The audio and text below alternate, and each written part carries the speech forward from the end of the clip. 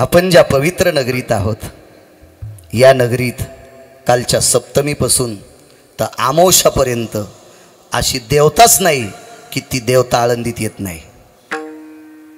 कालची सप्तमी तर आमोशा नियम आहे यात्रेचा, उद्याच्या आमोशापर्यंत खरी यात्रेचा हा प्रसंग. असं एक पृथ्वीवर एक स्थळ आहे, ते स्थळ म्हणजे अलंकापूर.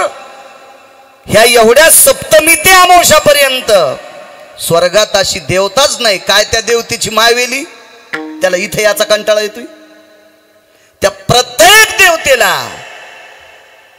इथं कोणी आणीत नाही, त्या देवतेला यावं वाटतंय.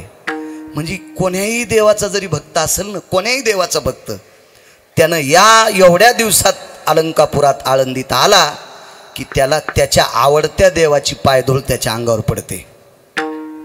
एखाद्या वेळेस तो देव कुठे असेल त्याला सापडणं शक्य नाही, तो त्याच्या भटकंतीत देवता असेल. पण एवढ्या अवस्थेत इतक्या कालामध्ये प्रत्येक देवता आळंदीत हजर आहे. म्हणजे तो कोण्याही देवाचा जरी उपासक असेल, गणपतीचा असेल, जगदंबेचा असेल, काही एखाद्या तीर्थाचा असेल, हे सर्व तीर्थ सर्व देवता या ठिकाणी हजर होतात. म्हणजे त्याचीही मनोकामना पूर्ण करण्याची ताकद या मातीत आहे. या मातीचे मालक माऊली महावैष्णव ज्ञानोबा आहे. तो उत्सव चालू आहे. महिमा सांगतो. एकदा माऊली महावैष्णव ज्ञानोबा आहे तीर्थयात्रे करता निघाले. काय त्यांचा महिमा सांगतोय. तीर्थयात्रे करता निघाले. गेलं पाहिजे यात्रेला. यात्रेला गेल्यावर माणसाचा अहंकार संपत असतो. आमच्या इथे एक माणूस होता, त्याला 3 मजली घर होतं आणि गावात सगळ्या लोकांना 1 मजली होतं. म्हणून पाहुणे राहुणे काही साखरपुडा काही काही असेल, लग्न कार्य मुंज वगैरे काही असेल तर मग तो त्याचं थोडंसं कानं उंचच चालायचे. है की नाही फकरू महाराज, ते आमच्या गावात येतं. तर ते कधी बैठकीत आपलं घर कसं काय बघा, चहाला नेत नव्हता, आपलं घर कसं काय बघा.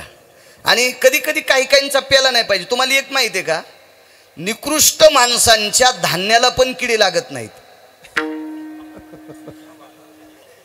आणि सात्विक माणसानं त्याला औषध लावलं तरी पण किडे खाते.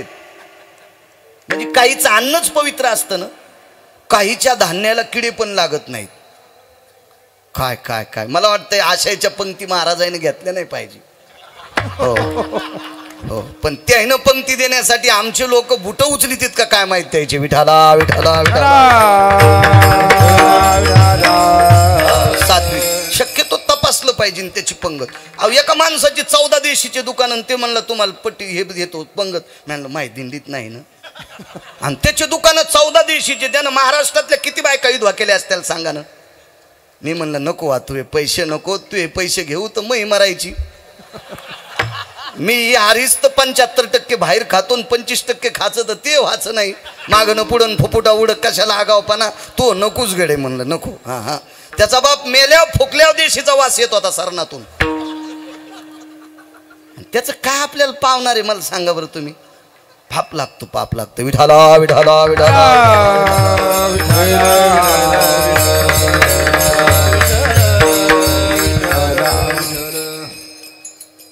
यात्रेला गेलं पाहिजे. अहंकार त्याला मी असंच कीर्तनाच्या निमित्ताने एका गावात बसायला नेलं. बऱ्यापैकी शहर होतं, तर तिथं त्या माणसाचा 18 मजली बंगला होता. गाडीतून असं दिवस माळाता उतरल्यावर नेमकं त्याचं नशीब फुटकं, तितक्यात लाईन गेली कांगणे बुवा. ते उतरला दरवाजाच्या तोंडाला, लिफ्ट होती त्याच्यात बसलं ना. आम्ही 18व्या मजल्यावर गेलो. ते म्हणलं आपल्या घरासारखं घर दिसं ना महाराज, दिसत ना. अहो माझ्या घराला किती पायऱ्या आहेत महाराज, याला एक तर पायरी नाही. या सुंबळ्याला अक्कलत नाही ना मी त्याच्यात आलो म्हणून. काय होतं, काही ज्ञानच नसतं ना, है का नाही. काय त्याला पण त्याचा काय दोष आहे, संन्याशाला काय लुगड्याचा भाव कळाव, है का नाही. काही संबंधच नाही ना त्याचा. तितक्यात लाईट आली.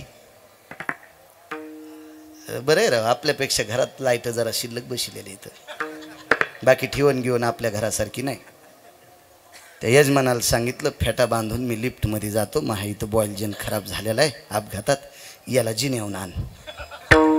तर ते म्हणलं महाराज तुमच्या संचेत. म्हणलं असू दे ना, आण जरा आषाढ महिन्यातल्या शिदडावानी वळवळ करायला आणू दे. मग जिन्याहून आणला तर त्यानं अर्ध कीर्तन ऐकलंच नाही. तर मी म्हणलं कस का? ते म्हणलं टोंगळे भरून आले, पिंढऱ्यातला जीव मांड्यात गेला, मांड्यातला कमरात गेला, कामरातला गळ्यात आल्यावर मेलो असतो. त्याच्यामुळं तिथूनच ऐकलं. म्हणलं किती कुछ आहे, जाऊ दिगडं म्हणला, मला आता आपल्या घराचं सगळं जिरालं. मग साधं एक गाव सोडल्याच्या नंतर दुसऱ्या गावात गेल्यावर घराचा गर्व जिरतोय. तर तीर्थयात्रा केल्यावर किती नाविन्य भेटत असेल, काय भेटत असेल, किती भेटत असेल. यात्रा केल्या पाहिजे, करावं यात्रा. पैसे असल्यावर चारीधामला गेलं पाहिजे, 12 ज्योतिर्लिंगाला गेलं पाहिजे. पण बापाची जमीन इकून गोव्याला गेला पप्याची माय घेऊन, कसं पुण्य लागन आहे का नाही? तीर्थयात्रेला गेलं पाहिजे. माझ्या आळंदीतल्या मालकांचा मानस होता तीर्थयात्रेला जावं. भूतळीचे तीर्थे पाहावे नयनी, भूतळीचे तीर्थे पाहावे नयनी,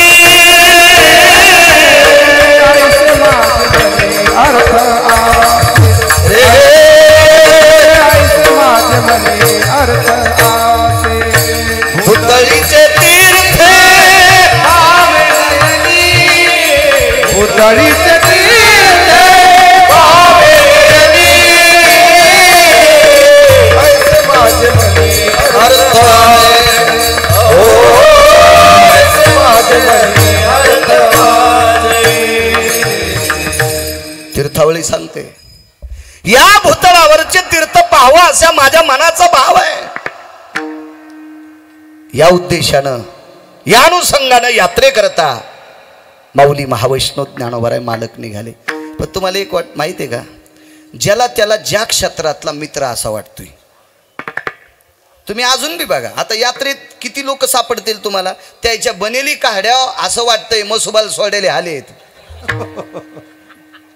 कोणी अंगाव घेऊ नका. इथं बनेली काढा, जर नाही सापडे तर मरुस्तर कीर्तन करायचो नाही. इथं कीर्तनात दिसणार आहेत, कीर्तनात बनेली काढ्या काहीच नाही गळ्यात. असलं तर लॉकेट असेल, काही असेल, पण माळ नसणारी कितीतरी दाखवतो. म्हणजे ज्या त्या क्षेत्रातले ते त्यांच्या क्षेत्रासोबत येऊ शकते. पण एखादा सात्विक जर वारकरी असेल तर त्याला वारकऱ्यासोबतच वारीला जावंसं वाटते. तर ते ज्ञानोबा आहेत. तर ज्ञानोबारायांनी भाव प्रगट केला, आपल्याकडे सोबत कोणी यावं तर संत शिरोमणी नामदेवराय यावे अशी इच्छा प्रगट केली. तर मला असं वाटतंय नामदेवरायांना पंढरपूर सोडावंसं वाटत नव्हतं. विचारलं, देवा मला का जा म्हणतो, मला का तुमच्या बऱ्यापैकी गोडशे प्रमाण आहेत बापू, आजच्या दिवस क्षमा असावी. हो, तुम्हालाही खूप पाठ येतं. तीर्थावळी बऱ्यापैकी पाठ आहे बापूंना, छान. मलाही वाचायचा नाद आहे. मला गाता नाही येतलं, मग काय झालं? मग सांगितलं ना, भजे तळता येत नाहीत पण चांगले झालेले सांगता येतात. पंढरपुरातल्या मालकानं सांगितलं, नामदेवराय जा. निघाले वारीला, यात्रेला. उत्तर भारतात पोचले. महिमा सांगतोय, महिमा. उत्तर भारतात ज्या वेळेला माऊली महावैष्णव ज्ञानोबा आणि नामदेवराय ज्या वेळेला तिथं पोचतात, तिथे एक यवन समाजाचा राजा होता. यवन म्हणजे मुसलमान जातीचा राजा. पण ह्या मुसलमान राजाकडे प्रधान होता. त्या प्रधानाचं नाव होतं चारुकीर्ती नावाचा प्रधान. इतिहास वाचा चांगल्या लोकांचा. काही लोक इतके पेपर वाचित, त्या पेपराच्या कोपऱ्यातली बातमी वाचू महिन्याला काच बदलेली चष्म्याची. इतकी बारीक. त्याला असं वाटतं ते पेपर सगळा नाही वाचिल्या, आपण पैसे दिल्याचा आपल्याला ते असा अवमान वाटतो त्याला. चट कोपऱ्यातल्या सगळ्या बातम्या हलकट फालकट चट वाचित बातम्या. पण इतिहास वाचणार नाही चांगल्या लोकांचा, ज्ञानेश्वरी वाचणार नाही, गाथा वाचणार नाही. आज तू काय केलं ना. चला, तो चारुकीर्ती नावाचा प्रधान आहे. तो क्षत्रिय आहे, तो हिंदू आहे, पण यवन राजाकडचा प्रधान होता. तुम्हाला एक माहित आहे का, बिरबल नावाचे 9 रत्नापैकी एक अधिकारी रत्न होते. हे सुद्धा यवन राजाकडेच होते. खरं तर बिरबल ब्राह्मण होते, विद्वान होते, तरी पण त्या राजाकडे ते एक दरबारातले एक पद भूषित होते. एक जणानं मला विचारलं, महाराज त्यांना विद्वान म्हणता, या चारुकीर्तीला विद्वान म्हणता, यांच्याकडे का राहत असतील? त्याला सांगितलं, दोन्ही राजाच्या काळात मी काही सरपंच नव्हतो, मी काही तिथला सरपंच नव्हतो, तरी पण एक माझ्या फिरल्याच्या अभ्यासानं सांगतोय, ज्या वेळेला या देशावर इंग्रजांचं राज्य आलं त्यावेळेला इंग्रजाच्या फौजीमध्ये, त्या सैन्यामध्ये आपली बऱ्यापैकी हिंदूची लोक सैन्य भरती म्हणून करून घेतलं होतं. तर त्या इंग्रजाच्या काळात मोहन बुवा काही अधिकारी इतकी हलकट, इतकी हरामखोर, इतकी भडवी, इतकी नालायक, इतकी बुजदिल होती की ते अंतःकरणाला त्रास देत होती. म्हणून काडतूसाला गायीची चरबी लावायची गोरे बुवा, गायीची चरबी लावायची. आणि हिंदूला ती चरबी निषेध आहे, पण नाईलाजानं ते काडतूस हातानं तुटत नसायचं, ते दातानं तोडावं लागायचं. मग त्यावेळेला एका व्यक्तीने विचारलं, का हो तुम्ही हिंदू आहेत, मग तुम्ही ते काडतूस तोंडानं तोडता, त्याला गायीची चरबी आहे. ते एका कवीनं वर्णन केलंय, नच उलटे काळीज त्याचे, परी शर्मिंदे अन्नाचे, नच उलटे काळीज त्याचे, परी शर्मिंदे अन्नाचे. असं म्हणता येईल, बळेविना शक्ती बोलू नये. तो काळ होता, तो दरारा होता, राहू लागायचं, राहू लागायचं. मला सांगा, भीष्माचार्याला कळत नव्हतं दुर्योधन हलकट आहे म्हणून? दुर्योधन 9 गोष्टीनं हलकट होता, 9 गोष्टीनं. त्याच्यातली एक गोष्ट सांगतो, दुर्योधन किलिंबे होता. तरी पण अशा दुर्योधनाची बाजू भीष्माचार्यांनी घ्यावी का? काही लोक अडकलेली असतात. तर तसे या बादशाकडे बिरबल असतील आणि तिकडे चारुकीर्ती नावाचा प्रधान उत्तर भारतात होता. हुशार माणूस होता, सात्विक होता, सदाचारी होता. माऊली महावैष्णव ज्ञानोबराय आणि नामदेवराय बघितल्याच्या नंतर चारुकीर्तीनं सांगितलं, जापना सरकार, हे महाराष्ट्र की बहुत बड़ी संत है, बोले फार मोठी संत आहे. आता तो जातीनं मुसलमान होता. क्या बोले चारुकीर्ती, कुछ भी बोलता बोले, देखो भला कैसे रहते थे, कपडे देखो. आता नामदेवरायची कपड्याची परिस्थिती साधी होती. सोंबाचा करदोडा, रक्त्याची लंगोटी, सोंबाचा करदोडा, रक्त्याची लंगोटी,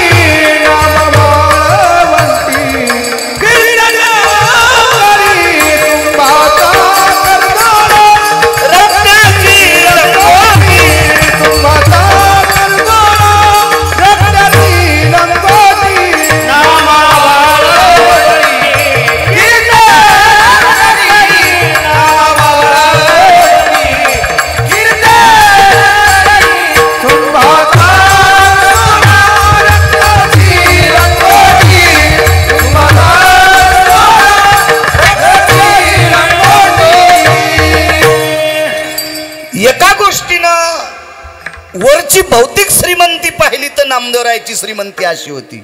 सुंबाचा करदोडा, रक्त्याची लंगोटी, नामा वाळवंटी कीर्तन करी. मला वाटतंय याही मालकाचा पुरावा आहे. वारा पाणी मुसळधारा, तेने रे मोडीले छपरा, तेने मोडीले छपरा. केळीवरी नारळी घर चंद्रमोळी, जाणत से आली नामयाची. ही भौतिक श्रीमंती. आणि आतली श्रीमंती सांगू का? ज्या दगडायला डॉक्टर साहेब कपडे घातले का महाराजजी, ते दगडच उचलून एकदा डालात घरी आणले आणि घरात कोणले. हे आमचे उधारी देत नाहीत म्हणून ते दगड जयस्वाल कोणले आतून. हे आपले गिराईक आहेत म्हणले, ते पैसे देत नाहीत. दार उघडून पाहिलं तर ते दगड सोन्याची. कोणाची ताकद? नामदेवरायांची. ही आतली श्रीमंती मरळकर आणि वरची श्रीमंती साधं साधं. आज त्याच्या अभंगावर कीर्तन करू करू आम्ही 2200 जोडे घालायलो, म्हणजे धोत्राचे म्हणायलो मी, धोत्राचे. हो, कीर्तनाच्या पैशावर जर 20,000चा बूट घालीत असल तर पुढच्या जन्मात त्याला चमडा करीन देव. विठाला विठाला विठाला.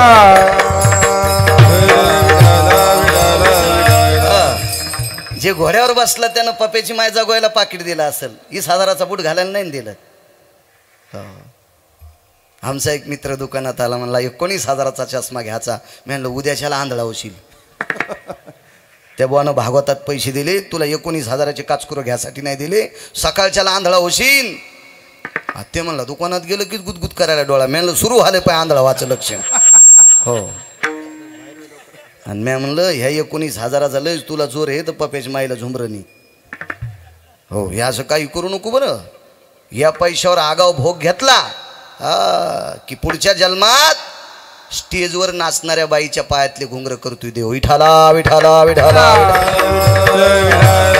नृत्या भयवास भयो छंदावडंबरी जायते नाम पदाश्री संपदन्यासम औडंबरीं पदाश्रितम लोलकम नैवम गिरगावकर लिखितम. औडंबरी म्हणजे तमाशा, पदन्यास म्हणजे नाचणे, ज्या पायातलं लोलक म्हणजे घुंगरू. भोगवादी माणसाला असं करीत असतोय. म्हणून या पैशावर आगाव भोग नाही भोगायचे. विठाला. हा, विमानात बसून जा पण तीर्थयात्रेला जा. कीर्तनाच्या पैशावर विमानात बसून जर गोव्याला जात असेल तर तुला स्टेजवर नाचणाऱ्या बाईच्या पायातली घुंगरं करील. मी नाही सांगत, मार्कंडेयांचं वाक्य, पुराण वाचा तुम्ही. ही काय गिरगावकरांची जी आगिरी आहे का? मार्कंडे आणि लोमस सांगतात विठाला विठाला विठाला.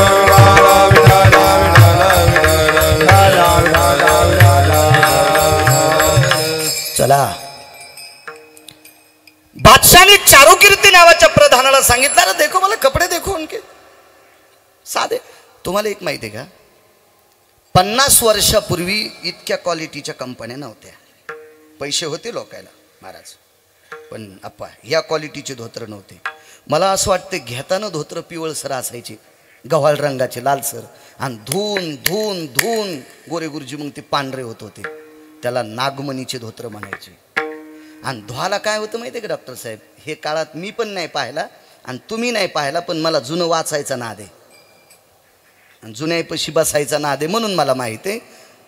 कांगणे बुवा साबणात दोऱ्यानं कापून घेत होते बळीभाऊ. दोऱ्यानं पाणी उकळायचं आणि त्याच्यात साबणाचा तुकडा टाकून त्याच्यातून धुत होते जोशी बुवा. इतकी परिस्थिती नाजूक होती माणसं मोठाली होती.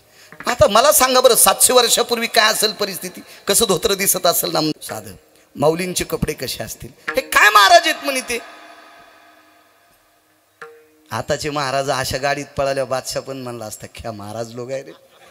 हो हो हो हो, क्या लोग आहे रे, क्या महाराज जी, तुम्हारे महाराष्ट्र क्या पंडित है. आणि हरिपाठ वाचायला लावल्यावर अरे बस, हो देखो भला क्या क्या क्या इनके सामने पदवी कैसी लगी है, आचार्य पंडित जी शास्त्री कैसी पदवी लगी, क्या महाराज है तुम्हारे महाराष्ट्र के. आणि पदव्या टाकायला काय लागते, पदव्या टाकायला लावणारा हिंदून पत्रिका छापणारा मुसलमान, त्याला काय आता माझ्या नावा पुढे कोणत्या पदव्या टाकल्या तर पत्रिका थोडीच मळमळ करीती का, पत्रिकाला थोडीच उलटी होणार आहे. फक्त माझी लायकी नसताना जर ती पदवी टाकली तर बाळाला उलटावा. आपली लायकी नाही रे बाळा, तरी तू ह्या पुढे ती पदवी टाकली, अशा नाही टाकून. गौरवयासाठी स्वामी सेवेची कसोटी, त्या पात्रतेत असला पाहिजे त्याचा गौरव.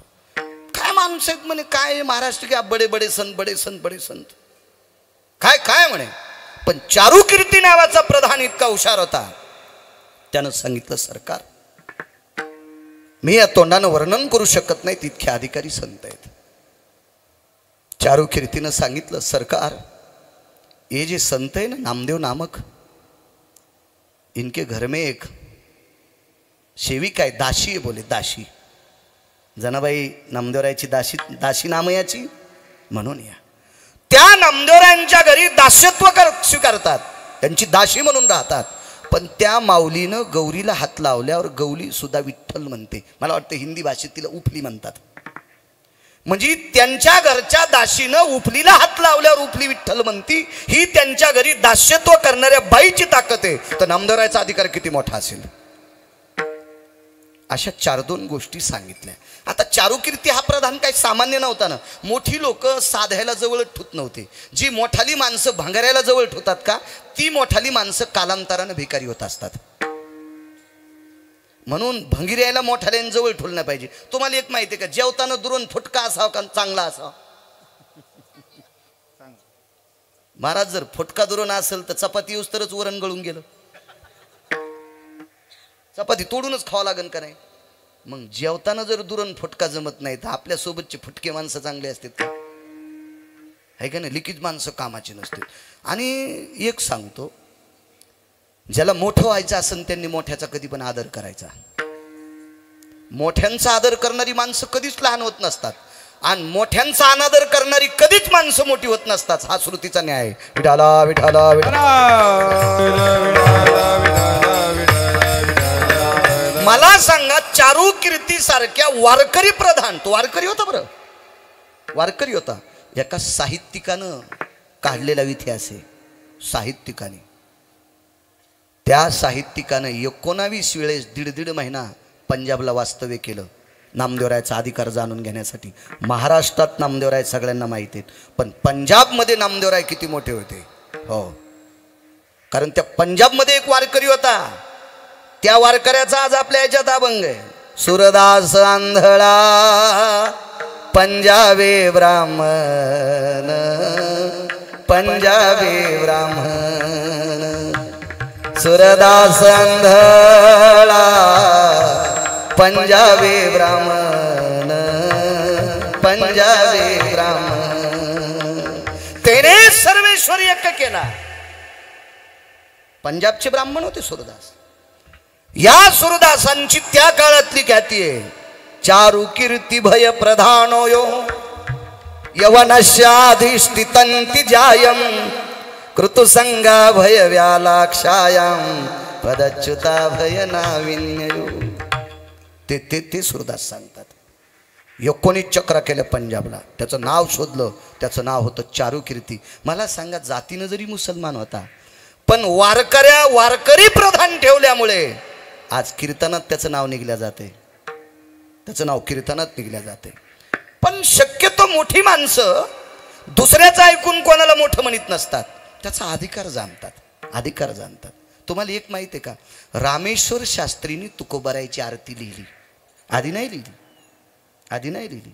तुकोबारायचा अधिकार लक्षात घेतला आणि मग तुकोबारायचा अधिकार इतका मोठा होता की रामेश्वर शास्त्रीच्या लक्षात आलं, मी करूच काय. आरती लिहायला बसले, शाही दौतीतली शाही संपली, करावं काय. मग शेवटचं कडवलं येत असताना ज्या वेळेला शाही संपती त्यावेळेला टाक मांडी. जन्नुर्जंगा भैरव्याप्ती हो अशुद्धो भयस्थिता. अशुद्ध म्हणजे रक्त, जन्नू म्हणजे मांडी. आणि मग त्या मांडीत टाक टोचला आणि रक्त लाल निघलं. लाल रंग हा प्रेमाचं प्रतीक आहे. आणि त्यानं आरती लिहिली, तुकिता तुलनेशी ब्रह्म तुकाशी आले. पण कधी अधिकार लक्षात घेतल्यावर. मोठी माणसं शक्यतो तुमच्या बात बताण्यावर गोरे गुरुजी दुसऱ्याला मोठं म्हणत नसतात आणि सहज मोठं म्हणल्यावर फजिती होत असती. ह्या गप्पा छप्पा हाणणारी माणसं काही बी आणतात. तू इतका रडा की आम्हाला वाटलं कोणाला अटॅकच आला काय लागणार. नाही म्हणलं, मंगलाष्टकच असं रडत रडत म्हणतो. असं असतं वैर म्हणलं सुंबळ्या.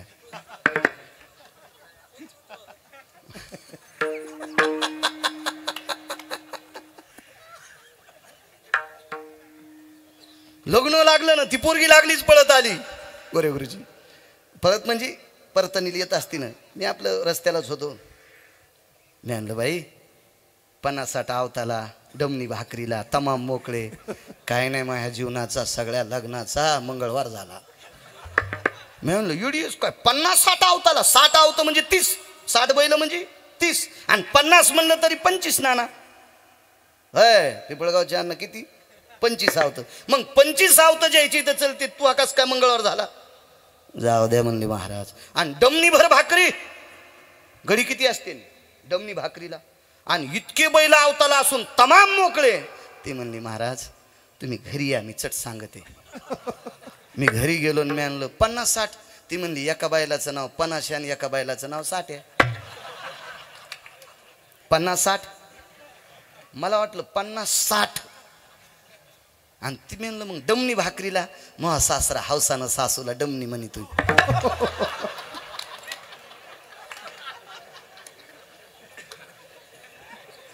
महेश अजून तो कशातच काय नाही तर लग्नाच्या गप्पा ऐकल्या इतका हसायला. आणि म्हणलं तमाम मोकळे. म्हणलं किती? ते म्हणला आमच्या सासूला लग्नात गाय दिली ती, गाईला झाला निकाळ्या आणि ती मेली. आणि तेव्हापासून तिचं गोर पवळीवर उड्या हानीचं ते हे लंगडं, आणि ते नुसतं गाव खराला मोकळं फिरतंय, त्याचं नाव ठेवलंय तमाम. ह्या अशा गप्पा ऐकल्या अशी फजिती झाली. हो, आणि आम्हाला वाटलं इतके आवतं म्हणल्यावर तिच्याकडे बंगला गिंगला असल. आम्ही पोरगी नेऊन घालायला गेलो तर डबकं घेऊन येड्या बाबरी. काय फजिती असं. त्याच्यामुळं कोणाचं ऐकून कोणाला मोठं म्हणायचंच नाही, हा कामाचं नाही. तो राजा आहे चारुकीर्ती नावाचा पैलवान, प्रधान वारकरी. त्याच्या शब्दावर विश्वास आहे. पण राजा म्हणला तपासून पाहायचं. काय तपासलं पाहिजे का? नामदेवरायला तपासण्यासाठी गाय कापली आणि नामदेवरायनं ती गाय चेतन केली. ऐका. आणि माऊली महावैष्णवांना तपासण्यासाठी विहिरीचा अधिकार लक्षात घेतला. खोल पाणी आहे. मला वाटतं अष्टमा सिद्धीपैकी लघिमा नावाच्या सिद्धीचा वापर केला. त्या सिद्धीला लघिमा नावाची सिद्धी म्हणतात. या सिद्धीच्या बळावर माऊली महावैष्णव ज्ञानोबारायांनी वरी पाणी आणलं. दृष्टांत संपला. परिणाम काय झाला सांगू तुम्हाला. बाकीच्या राज्यातली संत शक्यतो आपल्याकडच्या संप्रदायाला इतकं मानित नव्हते, एवढं मानित नव्हते. तर चारुकीर्ती नावाच्या प्रधानासह उत्तर भारतातला मुसलमान राजा, या राजानं तिकडच्या शास्त्रींना सांगितलं. त्या शास्त्रींना, आपल्याकडे शास्त्री नव्हते. मला वाटते महाराष्ट्रात पहिले शास्त्री आले जगन्नाथ अण्णा पवार, तुकाराम महाराज महामुनी आणि दैठणकर, प्रल्हाद शास्त्री दैठणकर. हो, आणि ही शास्त्री पदवी यांच्या अगोदर पैठणला तपासल्या जायची. पण अगोदर शास्त्री पदवी उत्तर भारतात दिल्या जायची. मग त्या सगळ्या पंडितायला, आचार्याला, शास्त्रींना या उत्तर भारतातल्या मुसलमान राजानं सांगितलं, देखो बोला महाराष्ट्र के संत कोई का पाणी जसा समुद्र प्रयाण त्या याला जसा असा उचंबळतो ना, तीर्थावळीत एक प्रकरण आहे बापू गोड. तव गडगडीत कूप उदके ओसंडला, कल्पांती खवळला सिंधू जैसा, कल्पांती खवळला सिंधू जैसा. तव गडगडीत कूप उदके खवळला, कल्पांती खवळला सिंधू जैसा, कल्पांती खवळला. गडगड कूप म्हणजे तोईर, उदके ओसंडीला, कल्पांती खळवळला सिंधू जैसा. ज्या वेळेला नुसतं भरत नाही, यावेळेला असा प्रलय होत असतो. त्या प्रलयाच्या वेळेला जसा सागर असा ओसंबून खळवळतोय, अशी ती विहीर खळखळा भरून आली. गाईचं आणि विहिरीचं अजून 3 प्रकरणे, 3. पुन्हा कधी योग आला तर सांगल. सगळ्या गोळ्या एक खट्या घेतल्यावर रिॲक्शन येत असते. असे 5 प्रकरण उत्तर भारतातल्या मुसलमान राजाने उत्तर भारतातल्या शास्त्रींना सांगितलं, आनंद आश्रमातल्या लोकांना सांगितलं, तरी ती मानायला तयार नव्हते. त्यांच्यात एक वारकरी होता, त्या वारकऱ्याचं नाव होतं कबीर. आणि मग या वारकऱ्यांना घेऊन मंगळवेढ्याला नामदेवरायाचं घर पाहिलं, इथं येऊन आळंदी पाहिली. म्हणजे उत्तर भारतात सुद्धा मुसलमानाने नामदेवरायाचा आणि माऊली महावैष्णव ज्ञानोबारायाचा प्रचार करावा, इतकं मोठं नाविन्य माझ्या आळंदीतल्या मालकांचं आहे. म्हणून निळोबाराय पहिल्या कडव्यात म्हणतात, काय त्यांचा महिमा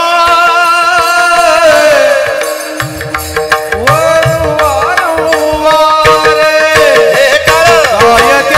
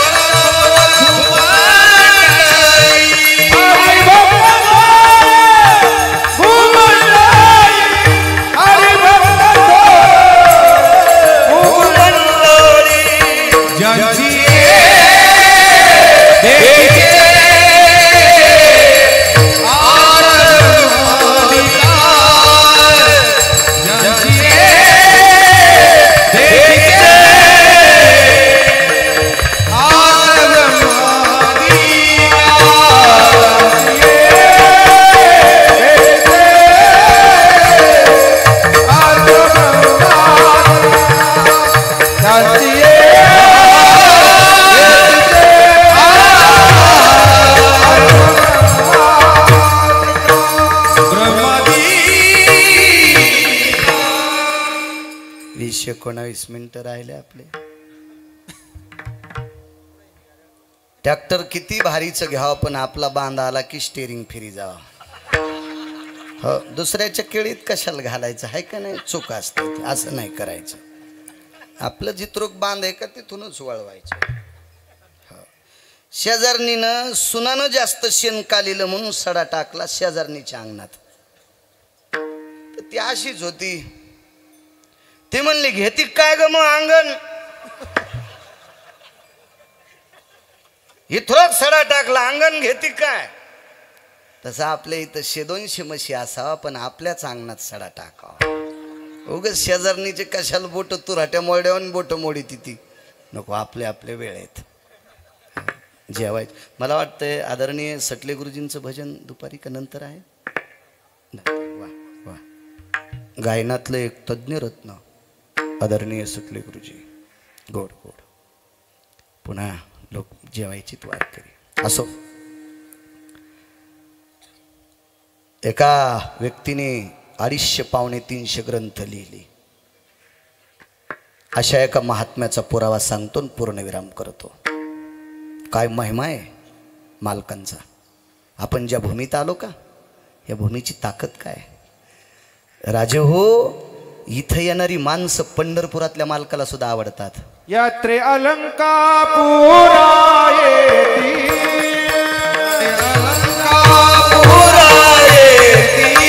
यात्रे अलंकापुरा येती, अलंकापुरा येती. ते अवघाती विघ्नरा, ते अवघाती विघ्नरा.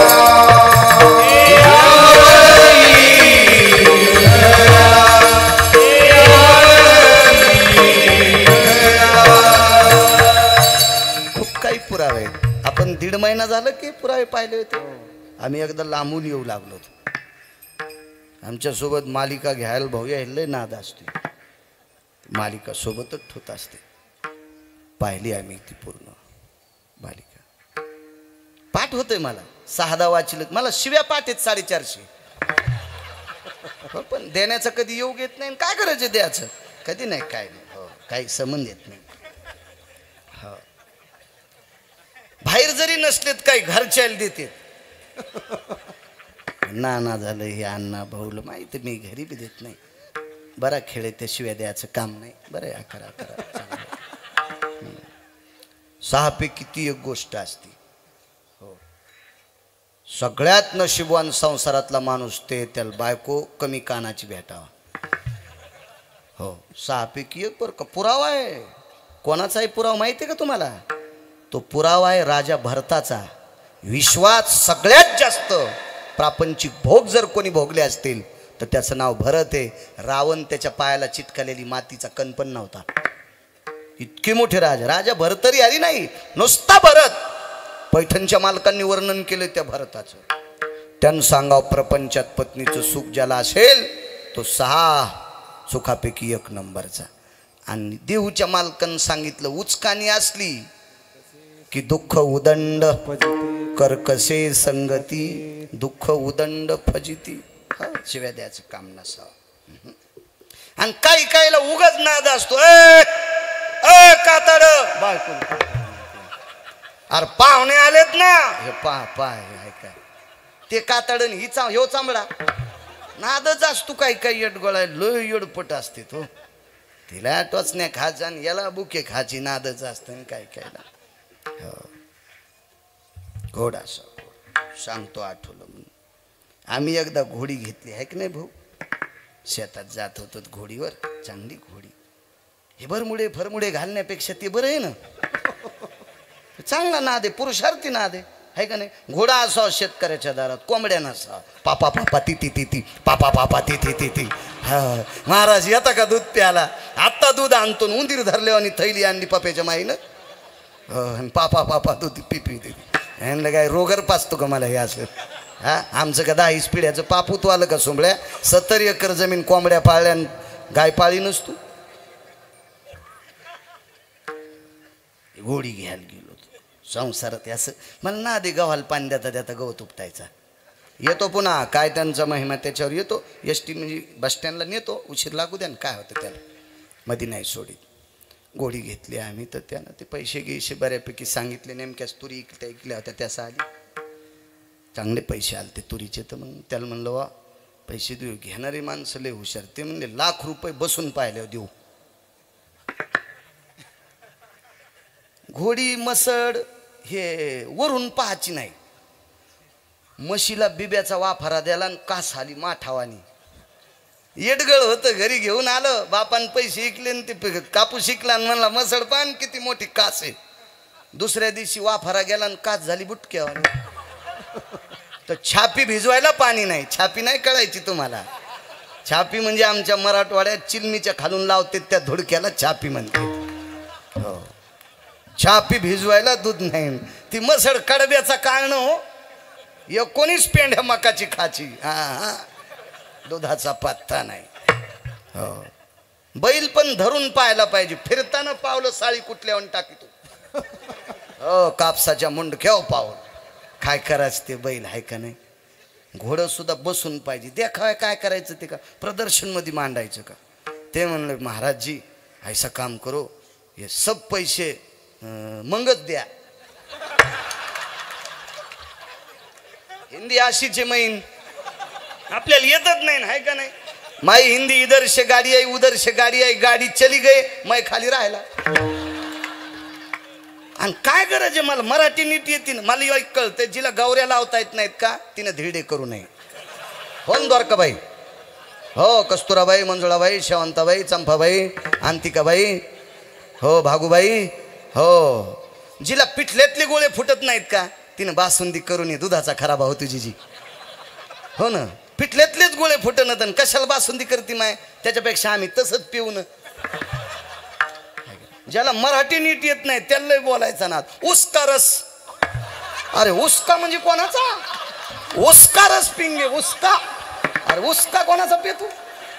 एक तर उसाचा म्हण नाही तर गन्ने का म्हण ना, तो उसका रस. नाही त्याच्या रसामुळं पप्याच्या माईने हिरीत जीव दिलाय आणि तू त्याचा रस आम्हाला पाजल्यावर मारतो काय सुमळ्या. विठाला विठाला.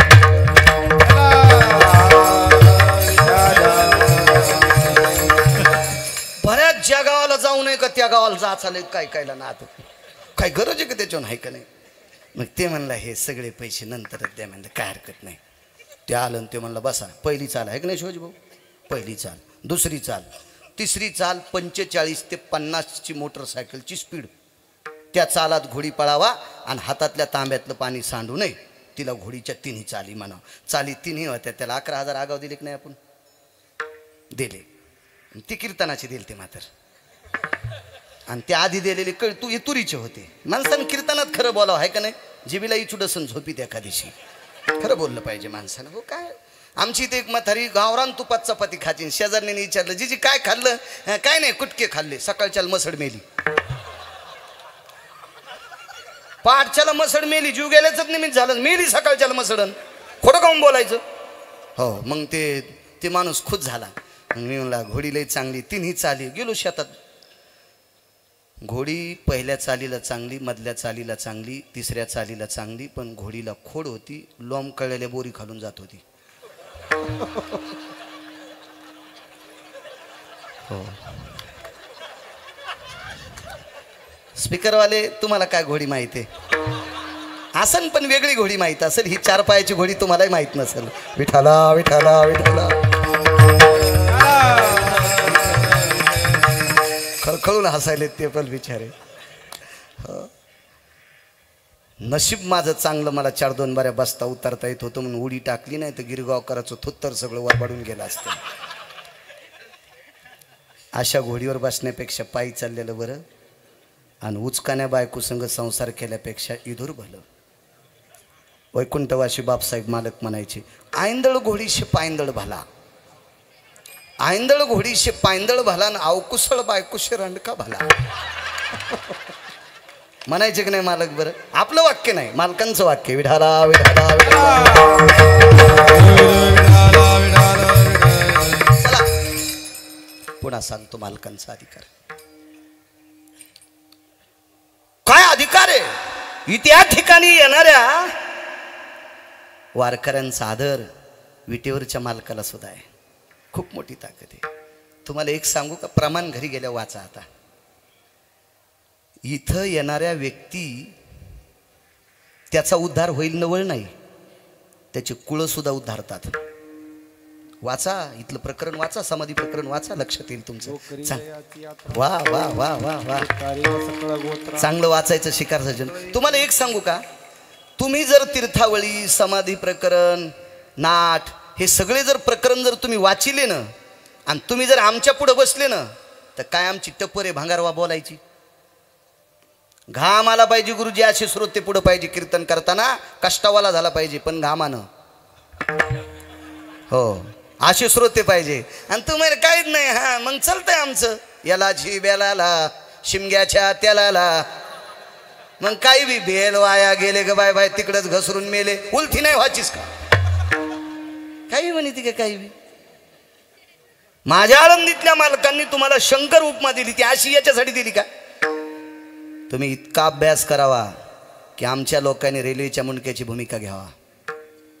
रेल्वेचे अपघात कमी होत असतात बरं का, ते रस्ता सोडत नसते. अशा अभ्यास करून पाहुणी ग्रंथ करावे कीर्तन, ही तुमची ताकद आहे. तुम्ही जितके जितके असे प्रगल्भ होतान का, तितके मग आमची लोक नीट बोलतील. हा अधिकार फार मोठा. उद्या तात्विक सात्विक अधिकार संपन्न वारकरी संप्रदायातल्या निष्ठावंत आधारी उंची कीर्तन उद्या समाधी सोहळ्याचे आवर्जून ऐका. तुम्हाला लक्षात येईल या अधिकाराचं महत्व, या ठिकाणाचं महत्व किती मोठं आहे. फार मोठी ताकद आहे. काही कायला हे काहीच नाही, मी वारीला आलो मी वारीला आलो, मग काय सुमल्या काय नवल केलं, उपकार केला का वारीला आलास तो? नाही, मी असं वाचितो. आणि मग काय नवलाची गोष्ट आहे? तुला जर कोंबडं केलं असतं तर सतार भाईनं उद्या कापलं असतं. तुला माणूस केलं म्हणून वाचितून सोमळे हे सांग ना. आपण कार्तिकी वारीला होतो कालच्या. महाराज 469 किलोमीटर त्या लोकांच्या गावापासून पंढरपूर आहे. 469 किलोमीटर, 11 दिवसाचा प्रवास. 11 दिवसाचा. माणसं समाजानं, पारधी समाजाची माणसं, कृष्णाजी माऊली जायखेडकर अशा पवित्र महात्म्याने त्यांच्या गळ्यात माळी घातल्या. पारधी समाजाचे माणसं. जमीन विचारलं कित खाली येतं, डोळ्यातून पाणी आलं. 4-4, 5-5 एकर जमीन डोंगराळ भागातली. तर 15 दिवस, 16 दिवस वारीला आणि 14 दिवस संसाराला. 16 दिवस जाणं येणं आणि पंढरपुरातले 2 दिवस. हे 16 दिवस गोरे गुरुजी वारीला आणि 14 दिवस संसाराला. ते घरच्या शेतीतलं खातेत. निदान आम्ही पाकिटं घेऊन तरी वाऱ्या केल्या पाहिजे, हे का नाही? हो, केल्या पाहिजे वाऱ्या. अत्यंत गरज आहे, अत्यंत गरज आहे आम्ही करणं. हो, आश्चर्य वाटलं त्यांच्या पायाचे असे त्या टाचाचं असं खुरडं ना, तर झाडाची साल कशी निघती अशा पायाच्या खपल्या निघू लागल्या. हो, पारधी समाजाची म्हैस माणसं, पारधी समाजाची. काय पुढे गेलीत लोक, किती पुढे गेलीत. चला, या ठिकाणाची फार मोठी ताकद आहे. ऐका उद्या सद्गुरू समाधीधन सद्गुरू जोग महाराजांच्या अधिष्ठानावर कीर्तन ऐका. सदनला कीर्तन ऐका. मोठ्या मोठ्या आदरवी लोकांची कीर्तन असतात, ऐका ते ऐका. मला घुलेबा खूप विनंती करत होते, पण मला पण इथं कीर्तन ऐका वाटते तर, आहे की नाही भाऊ? ऐका वाटते. पण आम्ही वाचता एक पुरावा वाचिला की इथं कीर्तन करण्यात पण फार मोठं पुण्य आहे. हो, ते आपण पुन्हा पुरावा आहे, वाचा, लक्षात येईल तुमच्या. मग लक्षात आलं आपण करावं. पण इथं ऐकायचा छंद, खूप ऐकावं असं वाटतं कीर्तन. असो, काय महिमा आहे मालकांचा. अहमदाबादचा एक सुवर्णकार आहे. मग माणसाला व्याधी नाही असा माणूसच नाही. एका मालकाचा पुरा, जगी सर्वायसा कोण सुखी आहे, विचारी मना तुची शोधोनी पाय. समर्थांचा पुरावा. आणि इकडं मालकांचा पुरावा, राजा दुखिया प्रजा दुखिया, प्रत्येक जण दुखी. दुःख नाही असा माणूस नाही. याच्या पलीकडे सांगू का, ज्याच्याकडे जास्त पैसे त्याला हात दाखवायचा लय नाद. काय हात दाखवू का सगळं तू ह्याच पोटात घे, तू काय माहित. भलतानात काही न काही. मला वाटते वारकरी संप्रदायातल्या लोकांनी हे भंगिरे धंदे नाही केले पाहिजे. हा, हे हात दाखवा नामकं करान द्वाऱ्यान गंडेन ह्या संप्रदायात ह्या देवाला मानितच नाहीत ना आपले लोक, त्याच्या भक्तायलाही मानित नाहीत. इतका पवित्र संप्रदाय. आपण नाही असे भंगारी अशी डोक्यावर घेतली पाहिजे. भंगारी देव पण नाही डोक्यावर घ्यायचे. हो, ज्या देवाला बिनाकली प्राणी लागतात ते देव आपलं तरी काय भलं करते. काही काही देवाला बोकडे आवडत आहेत. बोकड्याला तिसऱ्या दिवशी बहीण कळत नाही, फार खाली येऊन सांगत नाही. बोकड बोकड इतका बिनाकली. त्याला तो बोकड आणि त्याची बहीण सकाळी जन्माला आली. आजचा सूर्य पाहिला, आजची रात्र पाहिली, उद्याचा सूर्य पाहिला, उद्याची रात्र पाहिली, परवाचा सूर्य पाहिला की त्या बोकडाला त्याचीच जन्माला आलेली, त्याच्यासोबत एकाच आईच्या पोटातून जन्माला आलेली बहीण ज्या बस्ताला कळत नाही. इतका हलकट भोकड्या ज्या देवाला लागतो ते देव किती हलकट असेल. मग ह्या देवाला मानणारे पण किती हलकट असतील. इथे येणाऱ्यानं ते मानायचं नाही, अद्याप नाही. तरी या ठिकाणाची ताकद आहे आपल्याला. बरं का, तुम्हाला एक सांगू का, दोन वस्तू एकात घातल्या की कामच संपलं. हा हा, म्हणून हिऱ्याला मांदूस नावाची पेटी असती. हिरा ठेवण्यासाठी मांदूस नावाची पेटी पुराणात वर्णन आलं. मांदूसामध्ये हिरा ठेवावा लागतोय.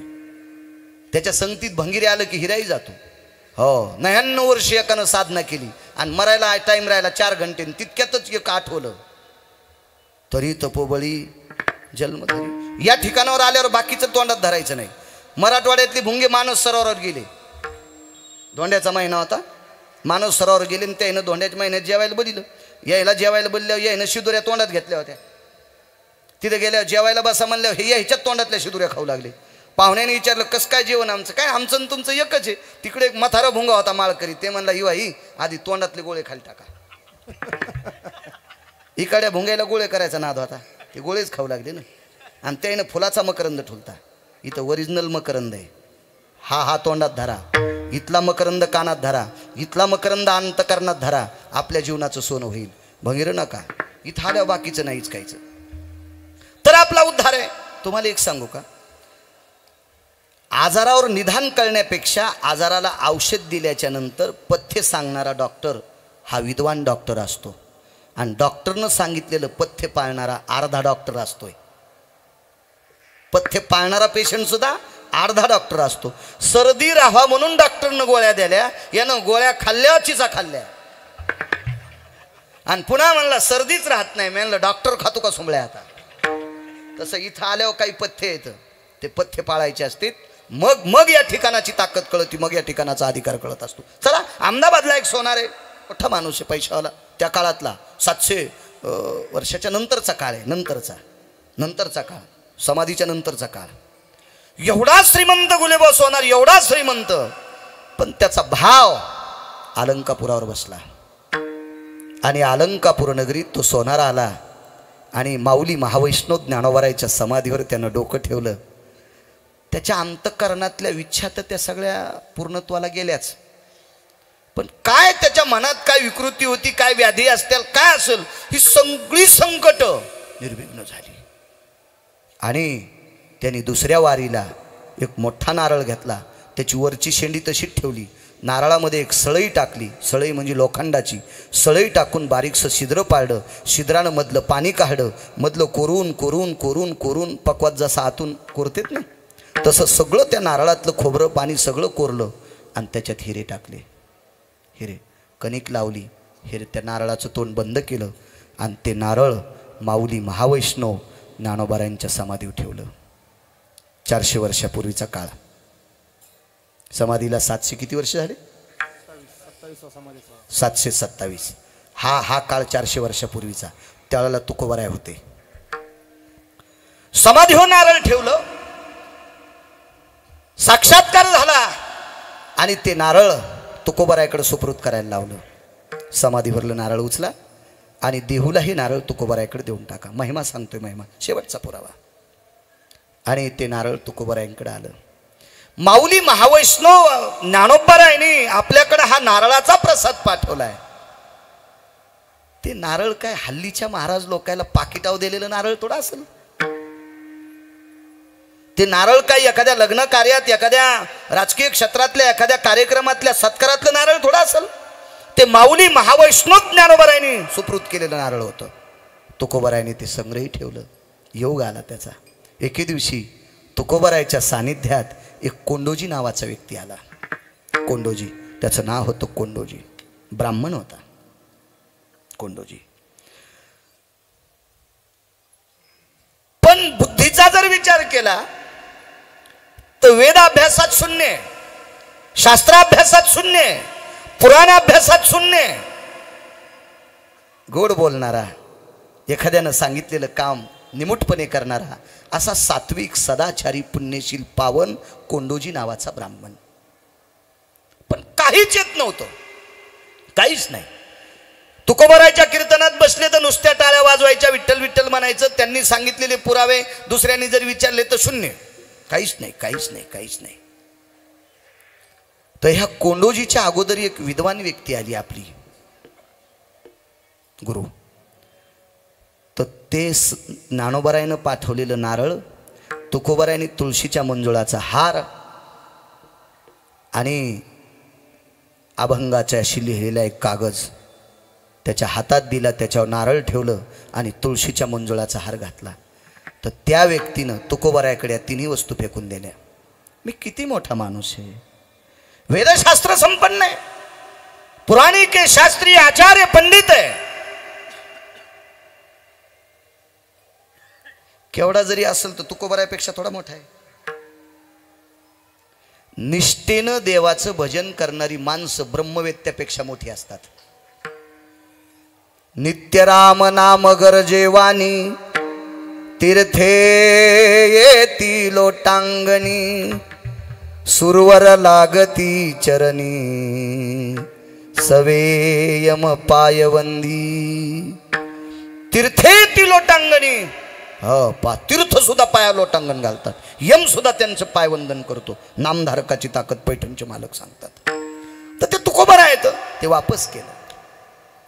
त्याच्यावर चौथ्या पाचव्या दिवशी कोंडोजी नावाची व्यक्ती तुकोबारायच्या दारात आली, प्रणाम केला. का म्हणे कोंडोजी, फार दिवसापासून कीर्तन ऐकता, ह्या 4-8 दिवसात तुम्ही इकडेच दिसता, काही घरदार? काही नाही म्हणे, मला घर नाही, दार नाही, काही नाही. तुमची कीर्तन ऐकतो, तिथं कीर्तन ऐकल्याच्या नंतर जो प्रसाद भेटेल तो प्रसाद खातो. माझी परिस्थिती नाजूक आहे, गरीब आहे, मला काही शेतीवाडी वाडागिडा घरगीर काहीच नाही. तुकोबारायनी या विद्वान व्यक्तीनं परत केलेला हार त्याच्या गळ्यात टाकला. त्याचं नाव होतं कोंडोजी. महिमा सांगतोय, महिमा. त्याच्या गळ्यात टाकला आणि ते अभंगाची पर्ची देऊन टाकली आणि त्याच्यावर ते नारळ ठेवलं आणि पाठीवर थाप टाकली. कोंडोजी, माऊली महावैष्णव ज्ञानोबारायचा प्रसाद आहे नारळ आहे. माऊली महावैष्णव ज्ञानोबारायचा प्रसाद आहे नारळ. ते नारळ कोंडोजीनं फोडल्याच्या नंतर हिरे निघले मधात भाऊ, पसाभर हिरे, पसाभर. एखाद्यानं बोटवरी करा बरं, तुम्हाला हिऱ्याची अंगठी दाखवा ना कोणाकडे ऐकत असेल तर स्फटिकाची. हो, परवाला एका व्यक्तीनं जावायला हिऱ्याची अंगठी केली 1,69,00,000 आणि हिरा होता ज्वारी एवढा. ज्वारी कळती ना, बाजरीपेक्षा दुप्पट मोठा, मक्केतला अर्धा दाना. 1,69,00,000 हिरा, एक. असे 98 हिरे सापडले. आणि कोंडोजीचा वाडा, त्या परगण्यात तसा वाडा कोणाचा नव्हता. सुभे आणि परगणे म्हणजे त्या काळात तालुक्याला आणि जिल्ह्याला सुभे परगणे म्हणायचे. ह्या जीनच्या पॅन्टीवाल्याला कळायचं नाही परगणे आणि सुभे काय. त्या परगण्यात, त्या सुभेत तसा वाडाच कोणाचा नव्हता. तो वाडा एका सात्विक, एका वारकऱ्याचा वाडा या प्रसादात झाला.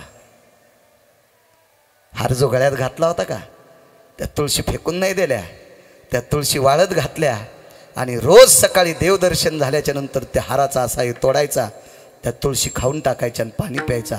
बंदा हार खाल्ला, बंदा हार. जे अभंग दिलते का, त्या अभंग वाचू लागले आणि कारांतरानं जीभ इतकी पातळ झाली, इतकी पातळ झाली की वेदाची कृपा झाली. आणि त्या वेदाच्या कृपेने या भारत देशात 5 राजे झाले. पहिले कृष्ण, दुसरे विदुर, कनक आणि 5वे रयतेचे राजा छत्रपती शिवाजी महाराज. 5वे राजे 5वे. आणि 5व्या राजाच्या घरी देवघरातला पुजारी म्हणून कोंडोजीला मान मिळाला. आणि छत्रपती शिवाजी महाराजांच्या घरचा मान, पूजा करायचा मान कोंडोजीला प्राप्त झाला. महाराज ताकद कोणाच्या प्रसादाची होती? ज्ञानोबरायच्या आणि तुकोबरायच्या.